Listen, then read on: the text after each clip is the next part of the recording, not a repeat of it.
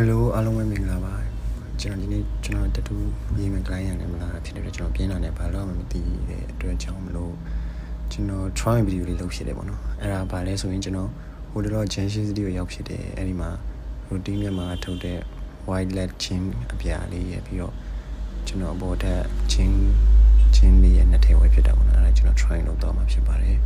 ပထမဆုံးအနေနဲ့ကျွန်တော်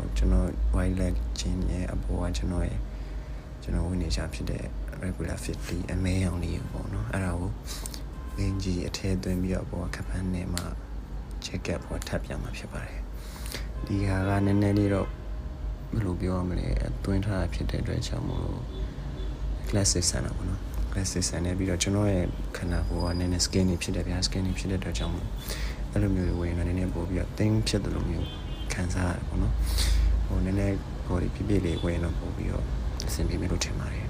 ဒါကျွန်တော်ပထမဆုံးကျွန်တော် first look ပေါ့နော်ကျွန်တော်အတန်လေးတော့လည်းတီးခံပြီးပြကျွန်တော်သိနေမကောင်းတော့ဘူးနော်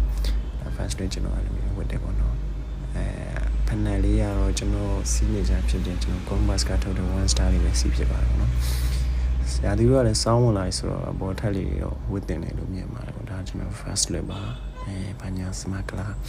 ဘယ်များမဟိုကြည့်တီကြည့်ဒါတော့ထုံးစံပေါ့နော်ဒါကတော့ first look ပေါ့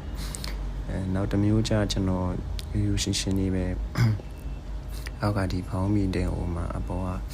အင်ဂျီအပေါ်ပေါ့နော်အင်ဂျီအပေါ်ဟိုမှာအဖြူအောင်လေးရွေးထားတယ်ပြီးတော့အပေါ်အုတ်ထိုးလေးဆောင်းထားတယ်ပေါ့နော်အဖြူအောင်က represent ကထုတ်တဲ့အင်ဂျီဘာညာဒီကတော့နည်းနည်းတော့ဟိုလူငယ်ဆန်ပြီးတော့နည်းနည်း